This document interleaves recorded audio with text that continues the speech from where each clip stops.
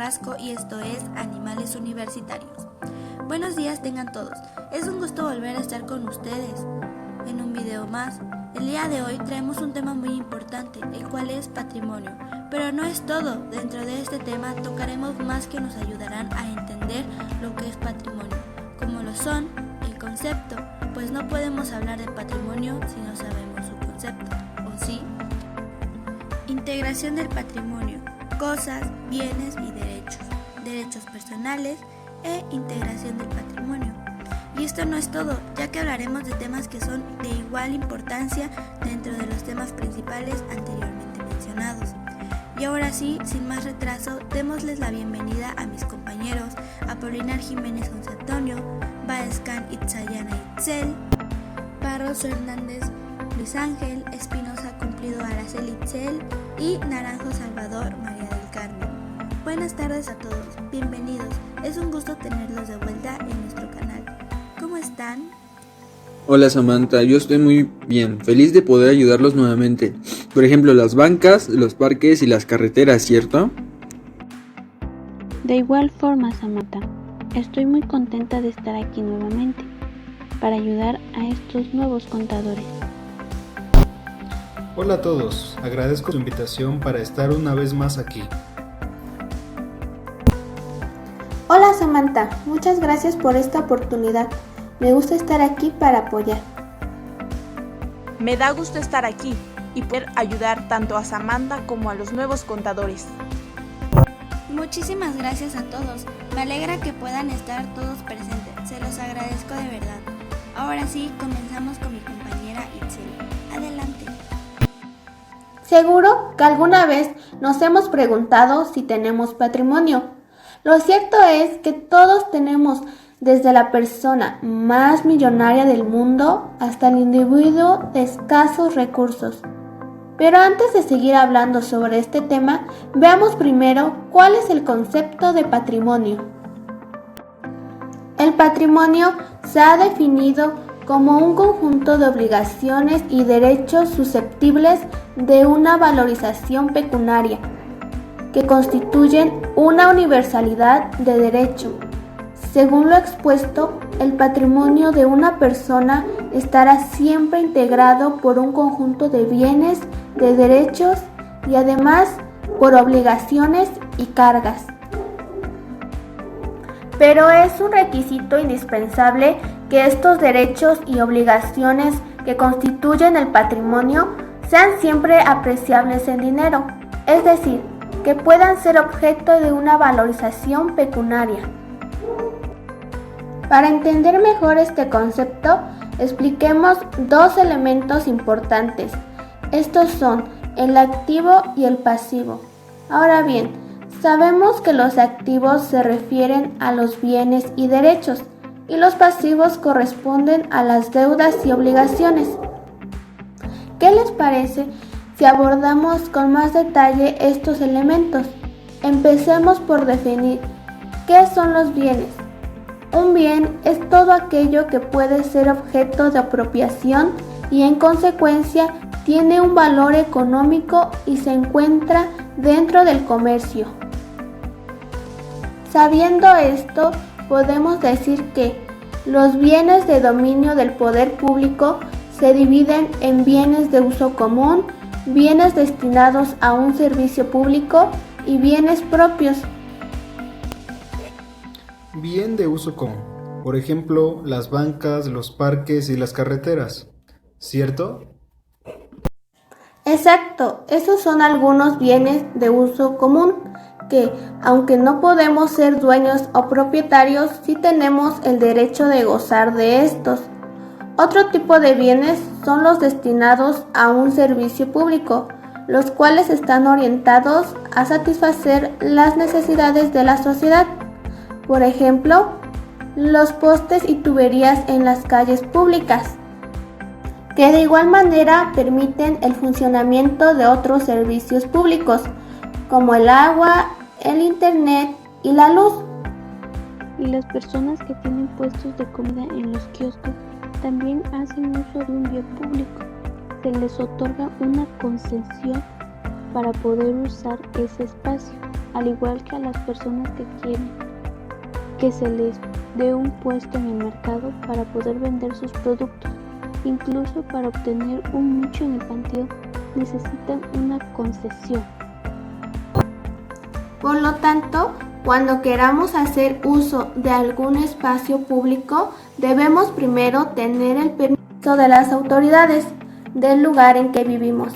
Ahora bien, es importante mencionar los bienes propios, pues también forman parte de nuestro patrimonio.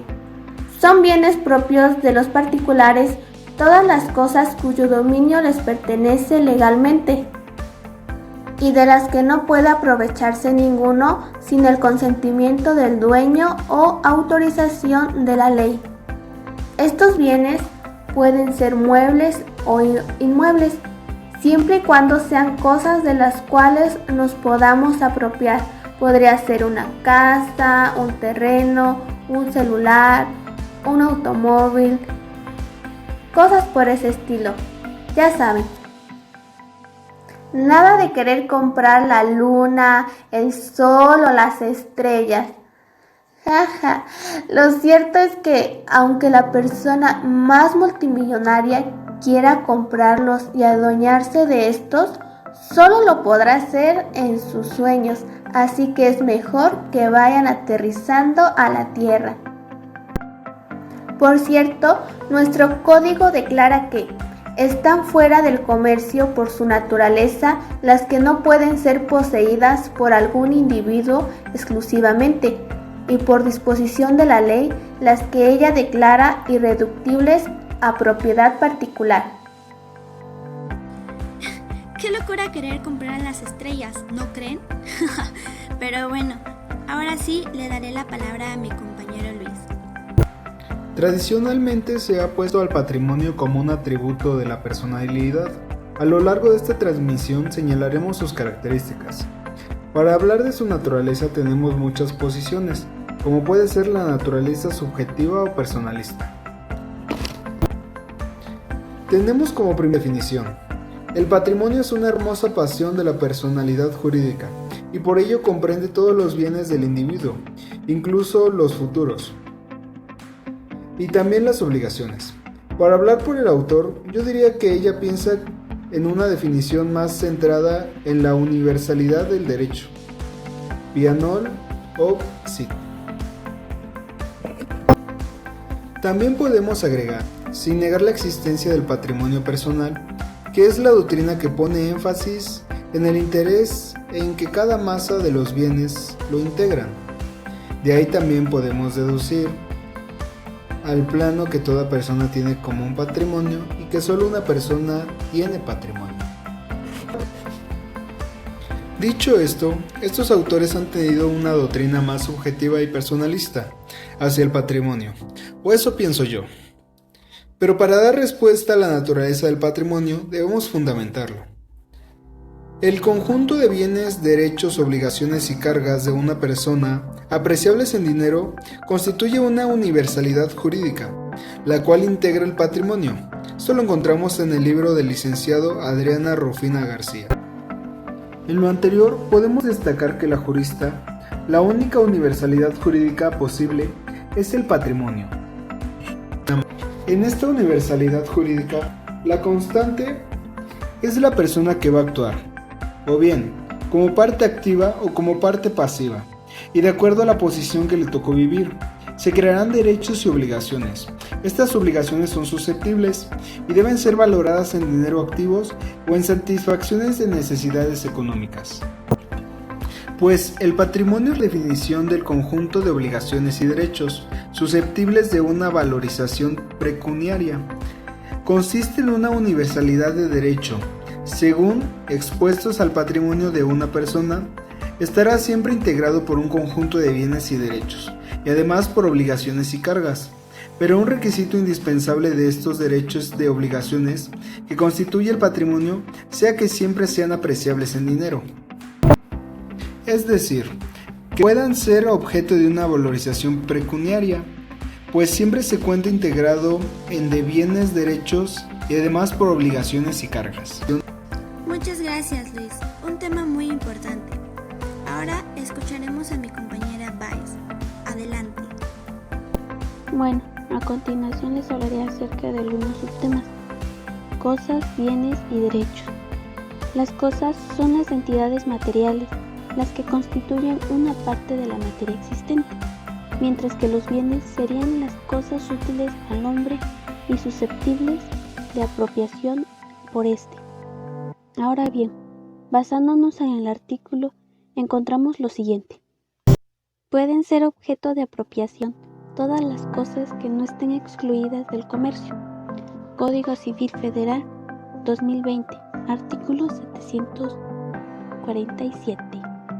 Lo que quiere decir es que si nosotros vemos alguna cosa que esté en venta y decidimos comprarlo, pasará a ser nuestra propiedad. Pero si vemos alguna cosa que nos agrada y dicha cosa no esté en venta, será imposible que la podamos volver nuestra propiedad, ya sea una de dos, que sea propiedad de alguien más o esa cosa es de dominio público. Cosas fungibles o no fungibles. Las cosas fungibles son aquellas donde cualquier especie es equivalente a otra de la misma especie en igualdad de cantidad y calidad. Por ejemplo, el dinero, donde un billete o moneda equivale a otro del mismo valor y puede sustituirse en cualquier momento. A comparación del no fungible, no pueden reemplazarse, pues tienen condiciones particulares que lo impiden, como una escultura, una pintura o cualquier otro bien al que no se le reconozca un valor estimado. Hace un tiempo le estuve ayudando a una conocida a cuidar su casa. Un día encontré unas pinturas con la fecha de 1800. Fue muy raro. Era interesante, no lo puedo negar, pero solo las tenía guardadas. Pregunté el por qué y me dijo que son invaluables para él. Creí que solo era el valor sentimental, pero ahora comprendo el por qué los cuida tanto. Yo los cuidaría así. Cosas consumibles y no consumibles. Las cosas consumibles se agotan con el primer uso, por ejemplo, los alimentos. Ya me dio hambre. No te preocupes, Ángel, yo te invito a comer. Las no consumibles pueden sufrir algún deterioro, pero se pueden seguir utilizando. Por ejemplo, una casa, un auto, la ropa, una bici. Sí se llegan a consumir, pero muy poco y va siendo con el transcurso del tiempo. Cosas principales y accesorias. Las principales existen de forma independiente de cualquier otra. Las accesorias dependen para existir de la principal. Un ejemplo de esto sería un Smart TV. Su accesorio sería un control remoto y el internet. Ahora, un bien. En el sentido jurídico, la ley entiende por bien a todo aquello que puede ser objeto de apropiación. Los bienes son todo aquello que puede ser útil para el hombre. Por lo tanto, aquellos bienes que no puedan ser objeto de apropiación, aun cuando sean útiles al hombre, no serán desde el punto de vista jurídico. Por ejemplo, el sol, el mar, el aire, el cielo, etc. Ellos no son bienes, pero para el hombre son útiles.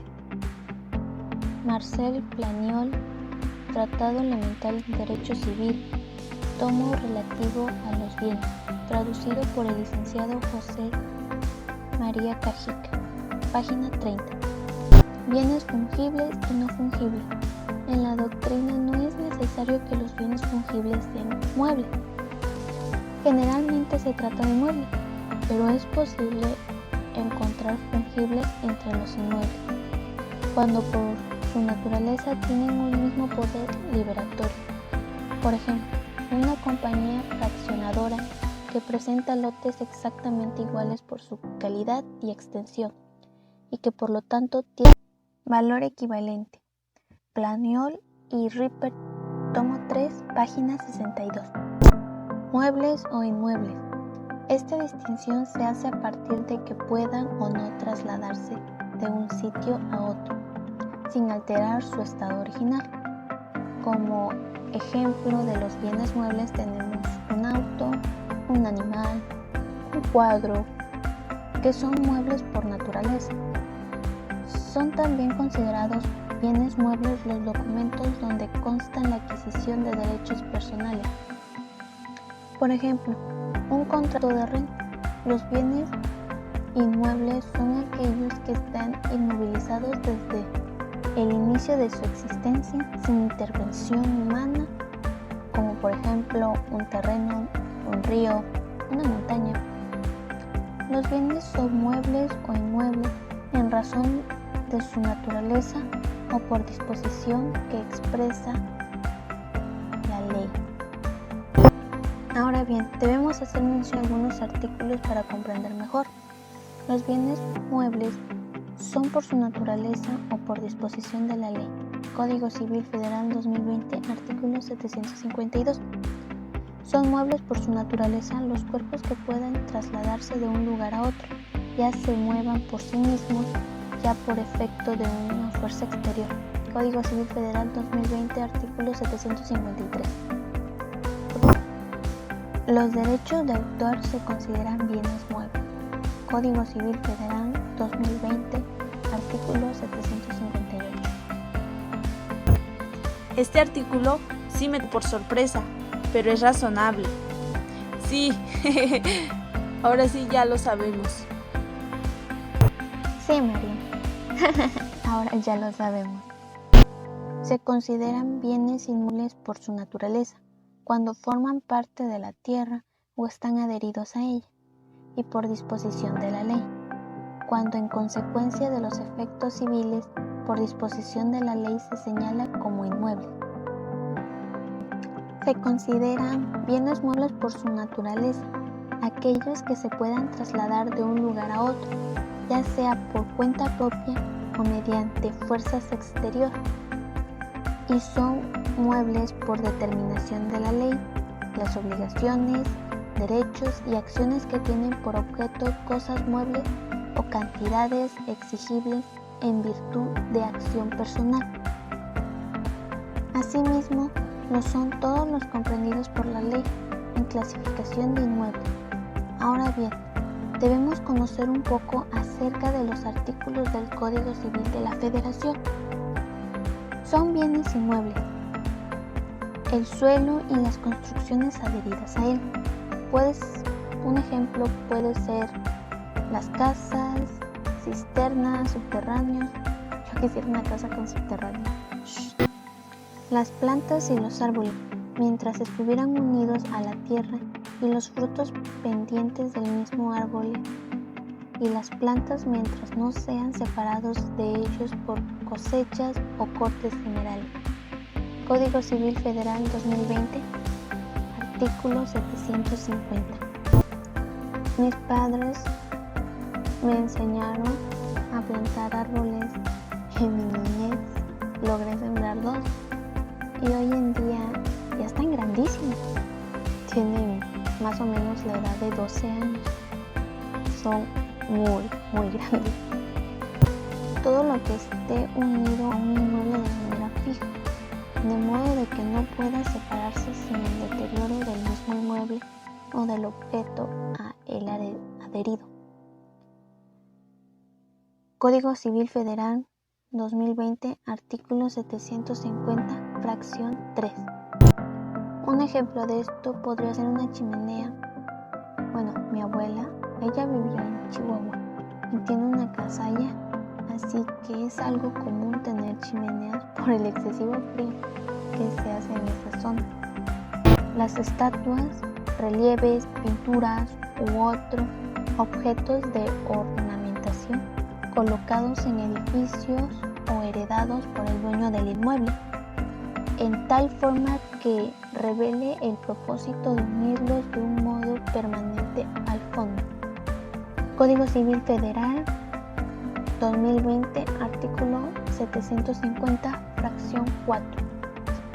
Las máquinas, instrumentos o utensilios destinados por el propietario de la finca directa y exclusivamente al inmueble industria o explotación de la misma.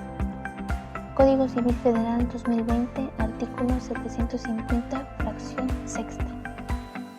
Bueno, tengo una bisabuela que encontró una vena de agua que cruzaba por su terreno, así que decidió escarbarla y ahora tiene su propio pozo de agua. Claro, también tuvo que comunicarse con las autoridades para hacerles conocer su descubrimiento.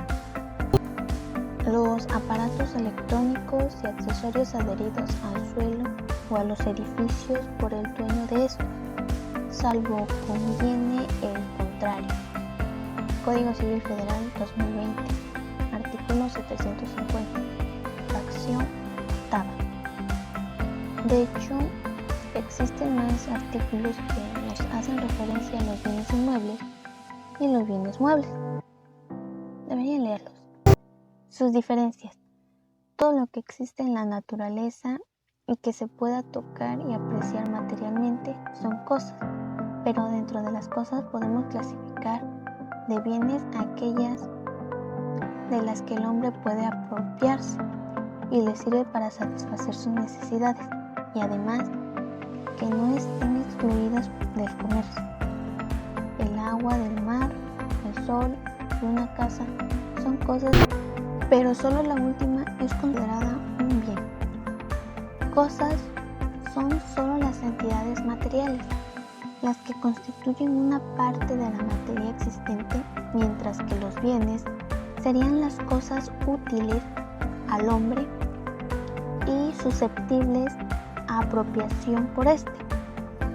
Según la escuela clásica representada por Aubry y Rau, el derecho real es un poder jurídico que se ejerce en forma directa e inmediata sobre un bien para su aprovechamiento total o parcial, siendo este el poder jurídico oponible a terceros. Por consiguiente, son elementos del derecho real los siguientes: A. La existencia del poder jurídico. B. La forma de ejercicio de este poder en una relación directa e inmediata entre el titular y la cosa. C. La naturaleza económica del poder jurídico que permite un aprovechamiento total o parcial de la cosa. C. La oponibilidad respecto a terceros para que el derecho se caracterice como absoluto, valedero. Pliol, tomo 3, páginas 19 y 20. Ahora bien, es oponible a terceros, lo que quiere decir que nadie puede perturbar al titular en el aprovechamiento económico de la cosa. Y si me llegaran a molestar o incluso quitarme la cosa, ¿qué tengo que hacer? Muchísimas gracias, Baez. Este tema que nos acabas de explicar es muy importante y de igual forma es muy interesante. Ahora pasemos con mi compañero Paulina. Adelante, te escuchamos. Se le llama patrimonio al conjunto de derechos y obligaciones pertenecientes a una persona apreciables en dinero. Son los elementos del patrimonio el activo y el pasivo. El activo se integra por el conjunto de bienes y derechos apreciables en el dinero, y el pasivo por el conjunto de obligaciones y cargas que tienen susceptibles de valoración pecuniaria. Los citados bienes y derechos de carácter patrimonial se traducen siempre en derechos reales, personales o mixtos, y en tal virtud el activo de una persona quedará constituido por derechos reales, personales o mixtos. A su vez, el pasivo se constituye por obligaciones o deudas que son el aspecto pasivo de los derechos personales, es decir, contemplados desde la posición del deudor, y cargas u obligaciones reales distintas de los personales.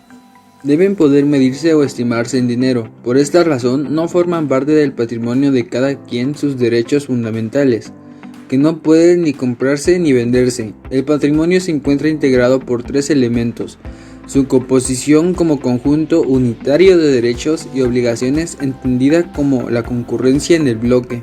2. Su significación económica y pecuniaria. 3. Su atribución a un titular como centro de relaciones jurídicas. Esto sería todo por ahora, Samantha. Gracias. Gracias por la información, Apolinar. Ahora escuchemos a mi compañera María. Adelante. Espero que se encuentren bien. Me da gusto poder estar aquí con ustedes de nuevo. Hoy les hablaré de la clasificación de los bienes y en esta ocasión hablaremos de los bienes inmuebles y los bienes muebles. La distinción en muebles e inmuebles debería partir de la naturaleza de las cosas, de tal suerte que serían muebles aquellos que puedan trasladarse de un lugar a otro, ya sea por sí mismos como los animales, semovientes o por efecto de una fuerza exterior. En cambio, los inmuebles serían aquellos que no pueden trasladarse. Los bienes muebles son aquellos que se pueden mover o se pueden trasladar de un lugar a otro.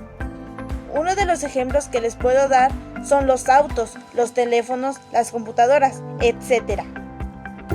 Ahora ya les hablé de los bienes muebles, ahora les hablaré de los bienes inmuebles, que son: los inmuebles serían aquellos que no pueden trasladarse de un lugar a otro. La fijeza es lo que les daría dicho carácter. Y estos son contrario a los bienes muebles. Entonces, los bienes inmuebles son los que no se pueden mover o están adheridos, como son las casas, los pozos de agua o los árboles. Pero los árboles sí pueden ser bienes inmuebles, ¿verdad? Claro que sí, son parte de los bienes inmuebles. Tú no puedes arrancar un árbol y llevártelo a otro lugar. Tienes razón. Pero bueno, ahora, ya que conocemos un poco, pasaremos a otra clasificación, que son los bienes fungibles. Son bienes fungibles aquellos que tienen un mismo poder liberatorio, es decir, que sirven como instrumento de pago con un mismo valor y que, por lo tanto, pueden ser reemplazados en el incumplimiento de las obligaciones. Estos bienes solo pueden ser intercambiados, sustituidos por otros bienes. Uno de los ejemplos puede ser la mercancía, los autos, incluso los muebles. Esto es como un trueque. Yo te doy algo, tú me das algo. Pero también existen los bienes no fungibles, y estos son los que no pueden ser sustituidos por otros. Existen más bienes, como son los bienes mostrencos, que son muebles abandonados o perdidos. También encontramos esto en el Código Civil Federal. Son bienes mostrencos los muebles abandonados y los perdidos, cuyo dueño se ignore. Otro de los bienes que también encontramos en el Código Civil Federal es los bienes vacantes. Son bienes vacantes los inmuebles que no tienen dueño, cierto o conocido. Uno de los ejemplos podría ser una casa abandonada. Bueno, eso es todo de mi parte. Espero y les sirva de algo la información. Gracias por esa información, María. ¿Qué tienes que decirnos, Polinar? Te escuchamos. Los derechos personales son aquellos que solo pueden reclamarse de ciertas personas que por un hecho suyo o la sola posición de la ley han contraído las obligaciones correlativas. Estos derechos están íntimamente relacionados con las obligaciones, ya que ellos otorgan al acreedor el derecho de exigir al deudor el cumplimiento de la obligación. Gracias por ese concepto, compañero. Ahora escucharemos a mi compañero Luis. Adelante. Su definición de obligación nos dice que la obligación es un vínculo de redacción jurídica en virtud de la clase de una persona, el acreedor, que tiene como facultad de exigir a otra, al deudor, un determinado comportamiento positivo o negativo que, la prestación, de cuyo cumplimiento responderán una última instancia el patrimonio del deudor. Las obligaciones se encuentran reguladas en los artículos 1088-1230 del Código Civil y se pueden definir como el vehículo jurídico por el cual las partes de una obra se encuentran ligadas, ya que la parte deudora debe cumplir con una prestación objetivo de la obligación, sirve para satisfacer el interés del acreedor mediante la obtención de bienes y servicios debido al complemento del deudor de la prestación debida. El objetivo de la obligación es la prestación prometida, es decir, aquello que el deudor está obligado y el acreedor tiene derecho de exigir. Cumple con los requisitos de la positividad, licitud, determinación y patrimonialidad. Su vínculo jurídico es el nexo que une a cada uno de los objetos, que forman parte de la relación obligatoria y que puede tener un contenido personal o patrimonial. Puede clasificarse atendiendo a su vínculo, a su objetivo y a su asunto. Las fuentes de obligación son las obligaciones de contratos, cuasicontratos, la responsabilidad civil nacida del delito y la responsabilidad extracontractual. Por otra parte, el objeto o obligación caracterizan como prestaciones o abstención, es decir, como forma de conducta positiva o negativa. Citado por Regina García. Pues el objetivo de la obligación tiene que ser conducta, pero esta conducta de materia de la prestación o de la abstención puede referirse a las cosas, y entonces estos serán los objetos indirectos de estas prestaciones de dar o de hacer. Gracias, Luis. Ahora pasaré con mi compañera Itzel. Para entender los elementos de las obligaciones, podemos decir que el derecho de crédito o personal se define como una relación jurídica que otorga al acreedor la facultad de exigir del deudor una prestación o una abstención de carácter patrimonial o moral. Sabiendo esto, podemos decir que un elemento de las obligaciones son los sujetos, que como aprendimos en nuestro podcast anterior, en toda relación jurídica existe un sujeto activo y un sujeto pasivo, es decir, una parte acreedora y por otro lado un sujeto deudor. Por lo tanto, el acreedor es el sujeto activo de la obligación, que es titular de un derecho personal o derecho de crédito, y el deudor es el sujeto pasivo de dicha relación, que tiene a su cargo un deber jurídico denominado deuda. Por ejemplo, cuando vendemos una cosa o prestamos un servicio, nosotros somos el sujeto acreedor, pues tenemos el derecho de exigir a la otra parte sujeto deudor el pago de dicho bien o servicio. Otro elemento es el objeto. Podríamos decir, aclarando las ideas de la escuela clásica, que el objeto es el derecho de crédito, es una conducta del deudor y en el derecho real un bien, una cosa. Para afirmar de esta manera la distinción absoluta entre la simple conducta que debe prestar el deudor en el derecho de crédito y el aprovechamiento económico que tiene del titular en el derecho real para usar, gozar de una cosa. Es decir, el objeto es la conducta que el deudor queda obligado a realizar y que puede consistir en un dar, hacer o un no hacer. Y para que quede más claro, pongamos un ejemplo. Cuando una persona compra con su tarjeta de Coppel y queda debiendo, la conducta que el deudor contrae es la obligación para pagar lo que debe. Y como ya aprendimos en nuestro podcast anterior, en caso de fallecer, la persona transmite sus deudas a sus herederos, así que debemos tener mucho cuidado con este tipo de tiendas y con las tarjetas de crédito. Y por último, el vínculo. Podemos entenderlo de la siguiente manera, como el objeto de la obligación en una conducta del deudor y no una cosa. Es evidente que, si no se cumple el derecho de crédito, el acreedor no podrá perseguir cosa determinada, únicamente el acreedor podrá exigir el cumplimiento de la obligación de dar, hacer o no hacer, materia de la relación jurídica. Entonces, la persona acreedora tiene el derecho de exigirle al deudor el cumplimiento de la obligación. Por ejemplo, puede ser que el sujeto acreedor le pida el pago de una renta al sujeto deudor. Debe de hacerlo, pues es una obligación que contrae. Gracias, Itzel, siempre dándonos información muy completa y de importancia. Ahora pasaremos con mi compañera María. Te escuchamos. Adelante. Hola de nuevo. Ahora hablaré de las fuentes de obligaciones. Y son hechos jurídicos que dan origen a las obligaciones. Son hechos jurídicos mediante el cual dos personas se encuentran en modo deudor y la otra en modo acreedor. Y no se preocupen si no entienden. Les daré un ejemplo. Cuando vamos a rentar una casa o un departamento, te dan un contrato y se paga por la renta del departamento. Gracias, María. Escucharemos ahora a mi compañero Ángel.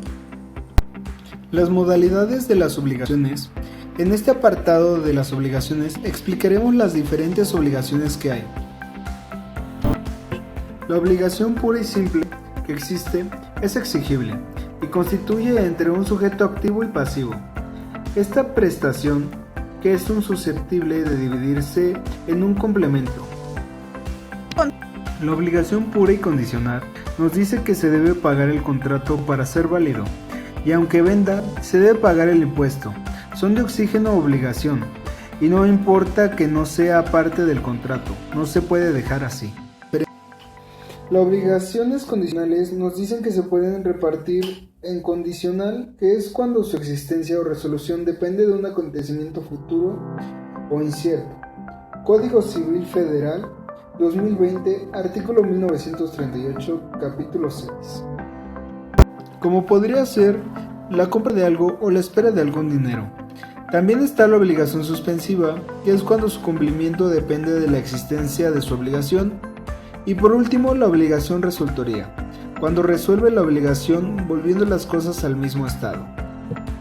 Después tenemos la condición suspensiva, que suspende el cumplimiento de la obligación hasta que verifique o no el acontecimiento, y no hay una probabilidad de que no existe dato alguno sobre el acontecimiento o condición suspensiva, cuando de su cumplimiento depende la existencia de la obligación.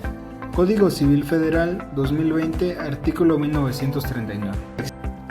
Como podría ser el ejemplo de la obligación de un trabajador para trabajar y el cumplimiento del pago del jefe o del patrón, en tanto que la condición sea cumplida, abstenerse de todo lo que impide la obligación.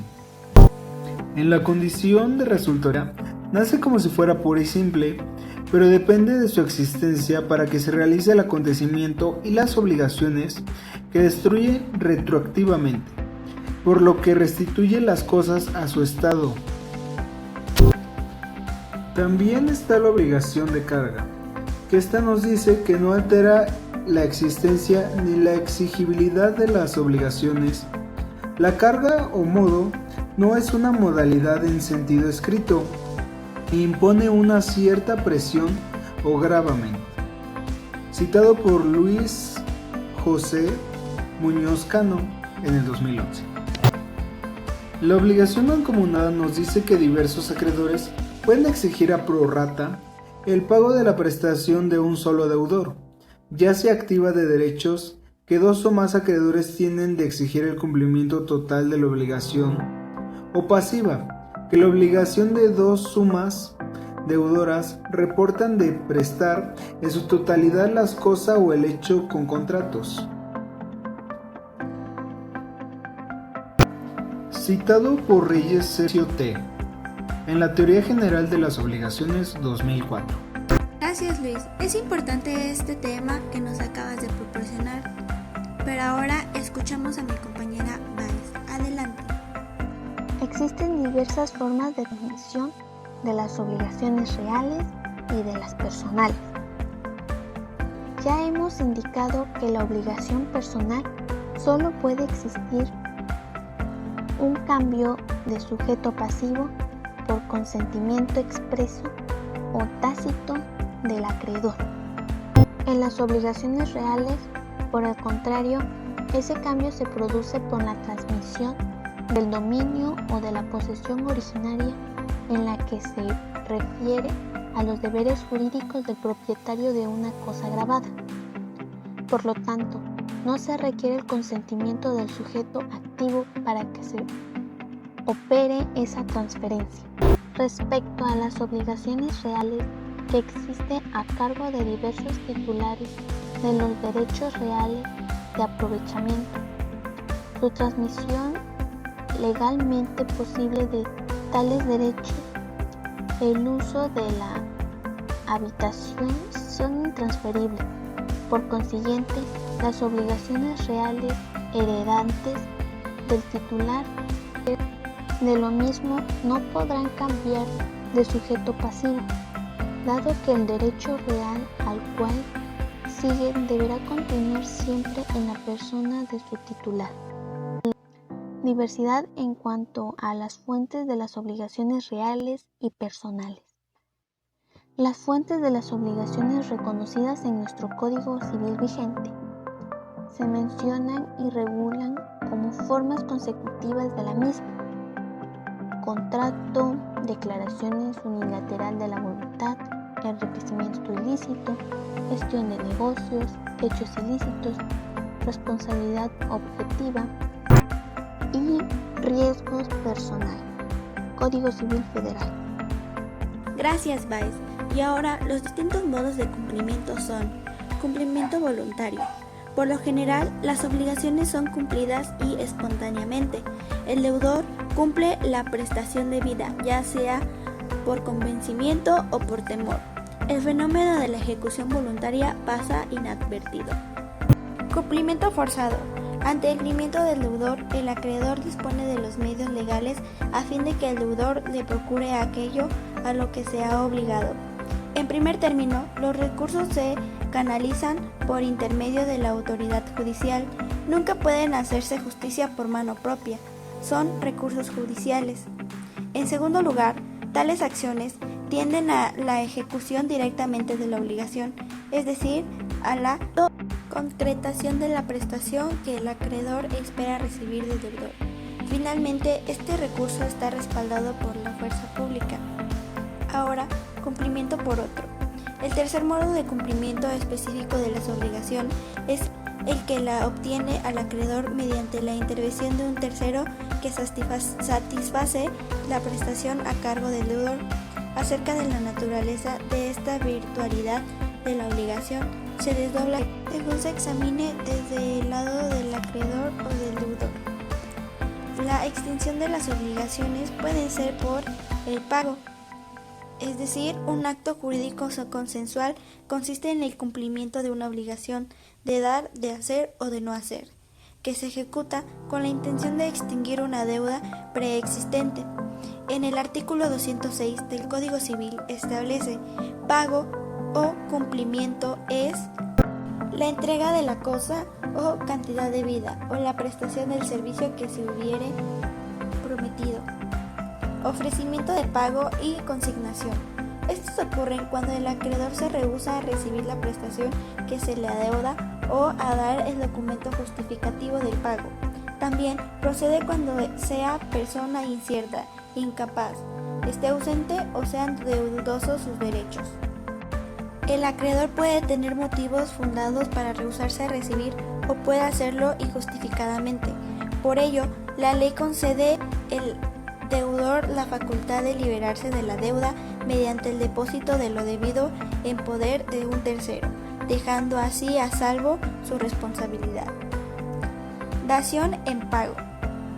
Es otra forma de extinguir las obligaciones y se presenta cuando el deudor, con el consentimiento del acreedor, le entrega a éste una cosa distinta de la debida, quien la acepta con todos los efectos legales del pago. Esta forma de extinguir obligaciones es una excepción al principio de exactitud en la sustancia, ya que en la dación en pago por convenio de las partes, el deudor entrega una cosa distinta a la debida y el acreedor consiste en que con dicha entrega queda extinguida la obligación. Compensación. Tiene lugar la compensación cuando dos o más personas reúnen la calidad de deudores recíprocamente y de su propio derecho. Novación. Hay novación de contrato cuando las partes en el interesado lo alteran sustancialmente, constituyendo una obligación nueva a la antigua.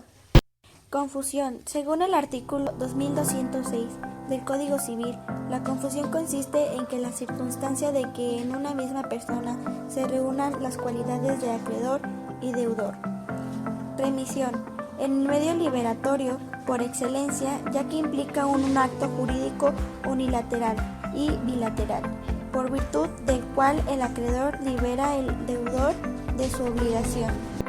El artículo 2209 al respecto: cualquiera puede renunciar su derecho y remitir, en todo o en parte, las prestaciones que lo son debidas, excepto en aquellos casos en que la ley lo prohíbe.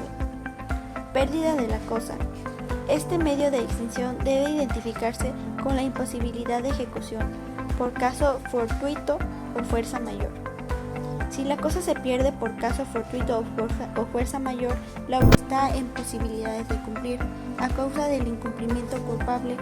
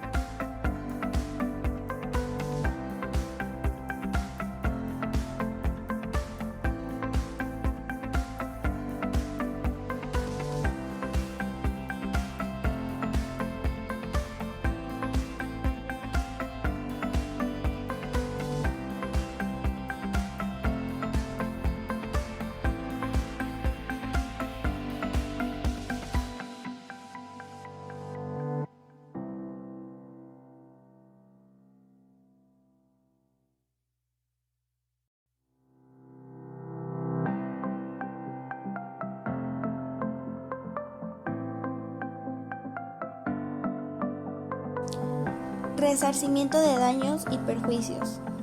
Y esto es todo de mi parte, y siendo este nuestro último tema, daremos paso a las conclusiones de mis compañeros. Primero, escucharemos a mi compañera Itzel. Adelante, te escuchamos.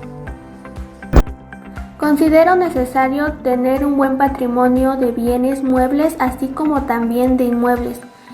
Tener todo bajo control, cumplir con los contratos y no tener deudas, pues estos son las bases que en un futuro formarán parte de las relaciones jurídicas, tanto propias como para mis herederos. Lo veo como cuando quieres hacerte una buena reputación con la familia de tu novio o novia, porque eso define tu relación con ellos. Bueno, esa es una manera en la que percibo al patrimonio, hacerse un buen nombre ante mis herederos, es decir, no cometer actos ilícitos y evitar a toda costa las deudas, más que nada las tarjetas de crédito, me parecen un arma de doble filo. Por un lado te dan un apoyo, pero si no sabes administrarte o por simple dejadez, ese dinero que adquieres al inicio puede incrementarse hasta ser una deuda de miles de pesos.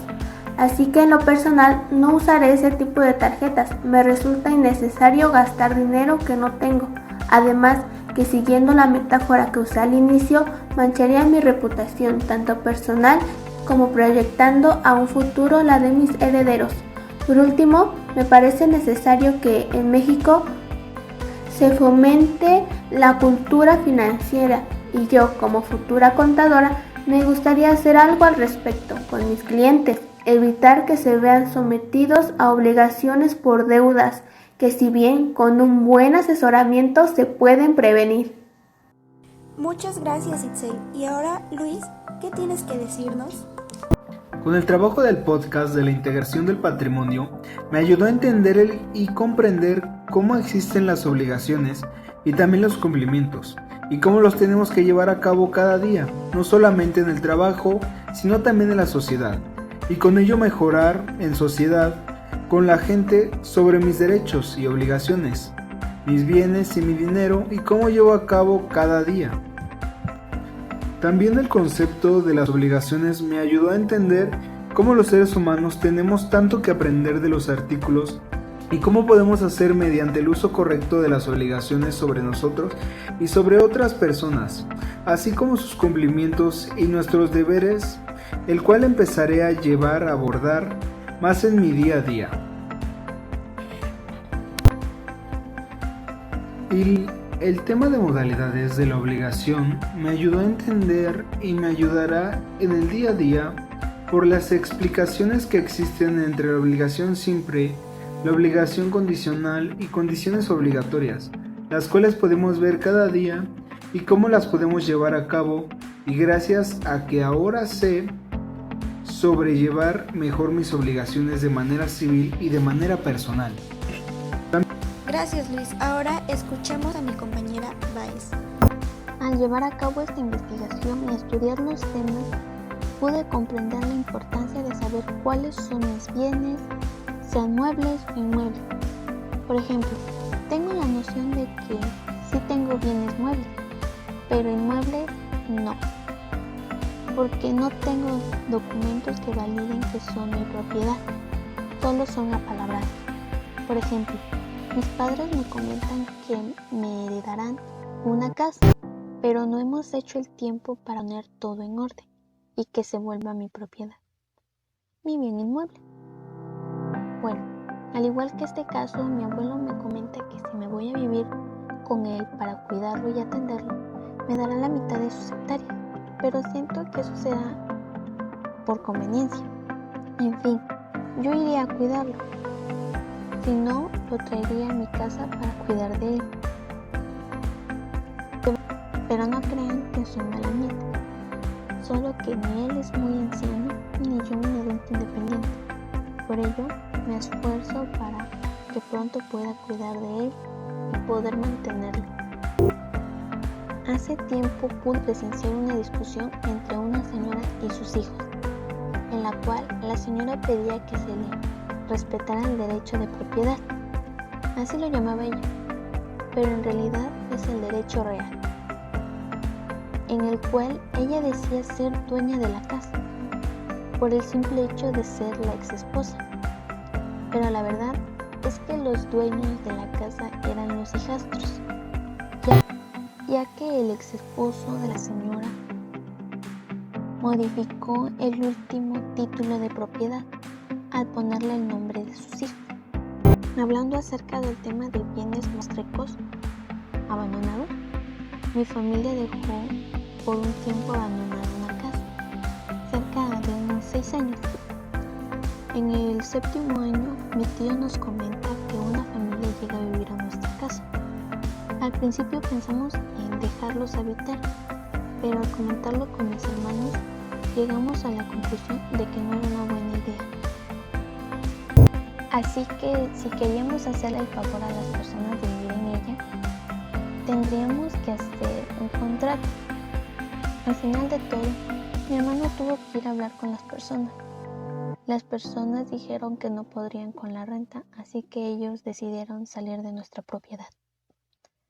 Ahora lo que hacemos para evitar este tipo de situación, o de problema o confusión, o como ustedes lo quieran llamar, es ir cada año a limpiar, pintar y darle atención a la propiedad, porque si no es así, pues llegan a creer que la casa está abandonada, y si alguna persona o familia llegara a vivir por más de 6 años consecutivos y tuviera con qué comprobarlo, podría promover un juicio para obtener el usufructio de la propiedad, y así se perdería un inmueble de mis padres.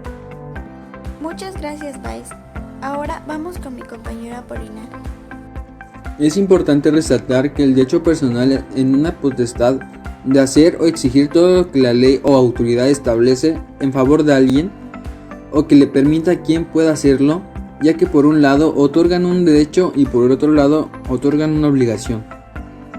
Yo creo es un conjunto de relaciones jurídicas pertenecientes a una persona que tiene una utilidad económica y que por ello son susceptibles de estimación pecuniaria, y cuyas relaciones jurídicas se encuentran constituidas por deberes y derechos. Concluyo que la mayor importancia en el patrimonio está vinculada a través de las personas, es decir, derechos que responden de las obligaciones. Gracias, Apolinar. Y ahora, María, ¿qué nos puedes decir sobre el tema? Vaya, estos temas son interesantes. Fíjense que no tenía idea de cuánta información tendría este tema, como si nunca habláramos de esto. Y yo que pensaba que el patrimonio solo sería lo que nos hereden nuestros padres, o lo que nosotros vamos ahorrando. No sé, pensé que era así, pero cada que nos adentramos al tema, entendía más cosas. Al mismo modo pensé que mis padres no me dejarían patrimonio, pero no, ahora sé que no solo es un patrimonio en dinero, también pueden ser en bienes y en derechos. Entonces, ahora cuidaré de los bienes muebles de mi familia, para que en mi patrimonio, por lo menos, estén en buen estado, viejos, pero en buen estado. Y ahora sí, con esto damos por terminado el tema. Siempre es un gusto tenerlos una vez más y nos vemos en un próximo video. Gracias.